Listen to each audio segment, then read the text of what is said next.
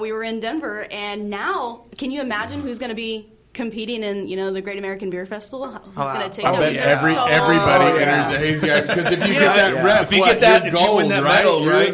You're the freaking king of that deal, right? Who wants to bet which IPA category is going to have the most entries? Is it going to be just IPA? Okay, now IPA is always the largest one. But it always is the largest one. Yeah, it's still under specialty IPA though, so that's how they have it registered. But if there's that many entries, they have the ability to combine all pale ale and IPA categories into one. I don't know about that. I think they're going to, because they even have it separated right now. Right? So you have IPAs, hazy, and then you have pale ales, hazy. That's the only two separations they have right now. They don't have anything. Yeah, and I'm waiting for them to actually segregate doubles or imperials out of there too, because they haven't done that yet. Yeah, with the market reaction to the hazy, whoever wins that hazy is going to have themselves a hard time keeping up with it. I guarantee they're going to crash a bit bright on pre-sales. My point is they usually do it on number of submissions, and sometimes on those score sheets that can happen where one style dominates the submissions, so you don't even see any pale ales. You get a double IPA and an IPA and another beer in 1, 2, 3. So. Yeah. I've always, like I said, I think it's a great beer for someone who is not used to the traditional IPA, the IPAs that we know and we love. They're just not into it, and they want something different. They want something a little lighter. It's late hop adders. That's the we compare beer to sushi.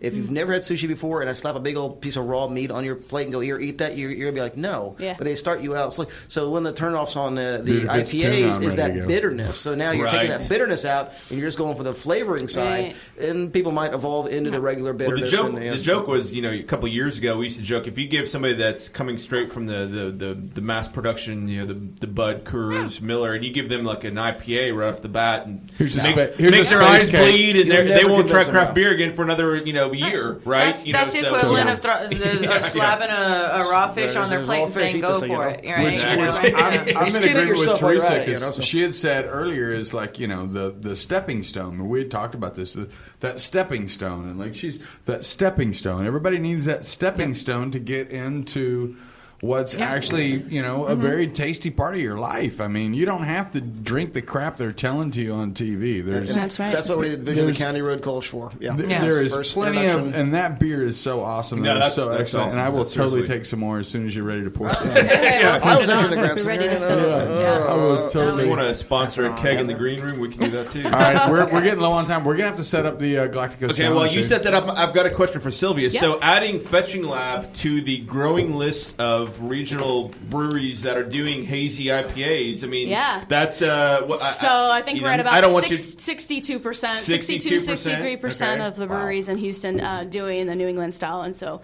once yours released, you'll get added to the list. I think it's fun just tracking them.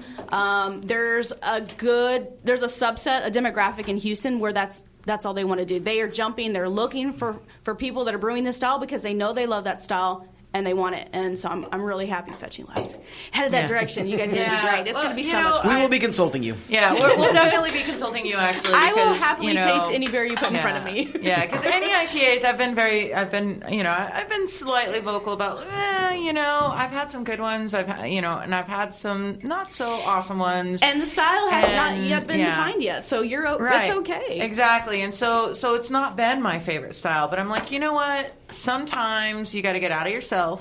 You got to get over yourself, and you've got to brew what the market wants, what the consumer wants. What I want doesn't always matter. So I'm more than happy to do that, and I think we're designing something that I think that will really meet both my flavor profiles and the consumers. So I think it'll be really a good I just beer. think it's great that you guys are still brewing Kolsch's. That you're still doing standard styles. I'm waiting for somebody to do a Doppelbock. I mean, for crying out loud, I love Doppelbocks.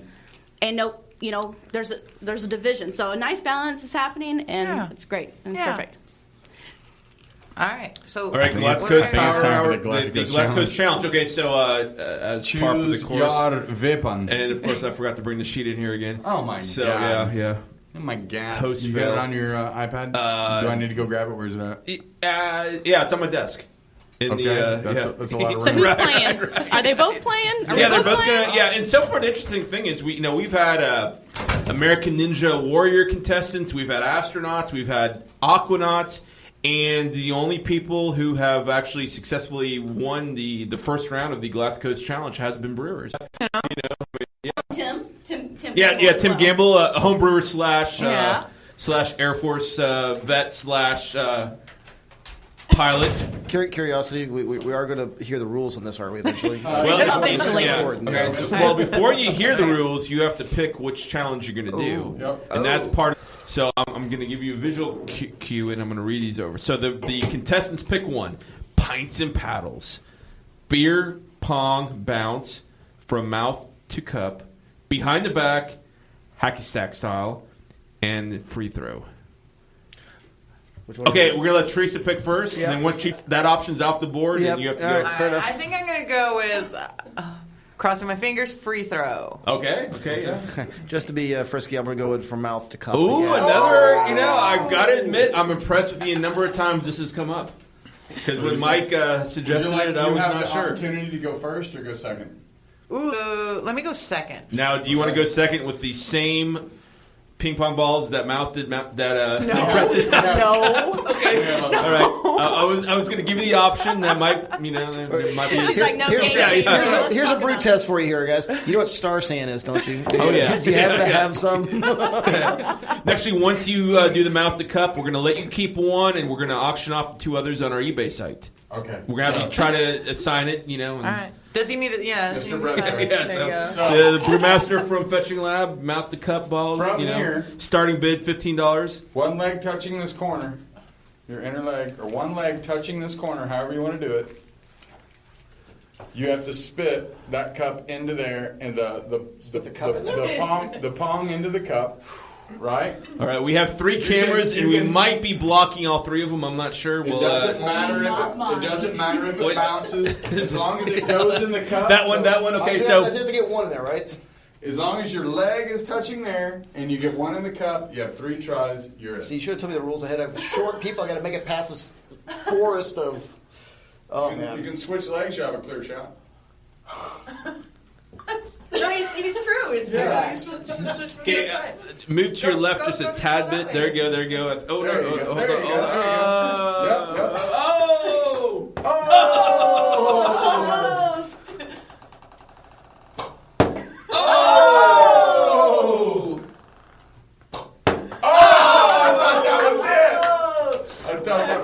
All right, correct me if I'm wrong, but Theresa, you're no stranger to competitions. You're a pretty accomplished archer, I believe. I am. I am a national champion archer. National champion archer. For those not paying attention. Okay, so the rules are different. Okay, so here we go. National champion archer. We have 1 cup. If you didn't hear that. And here's your other ball. Of course, that's not going to do her any good right now. Okay, so you can, as long as you do not touch the table, right? From here, this is the line. Okay. Any way it goes in the cup, 1 cup, it'll go.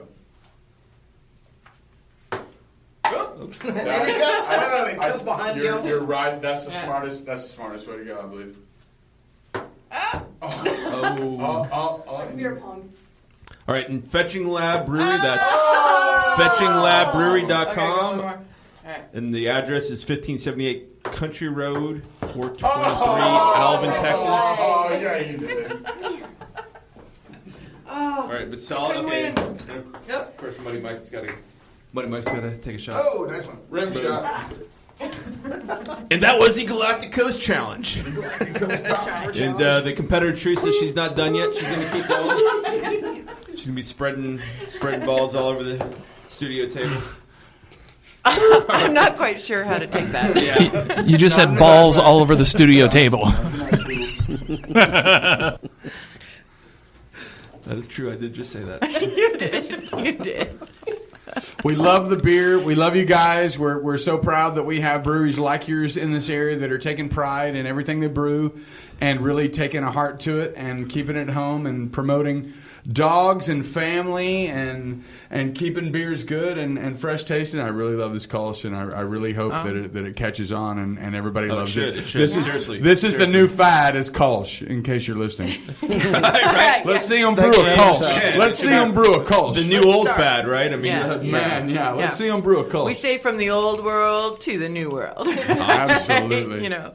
Well, cheers, man. Thanks for coming on. Cheers. Thanks, guys. Thanks so much. Thank you. Guys and gals. My glasses empty. What? My glasses.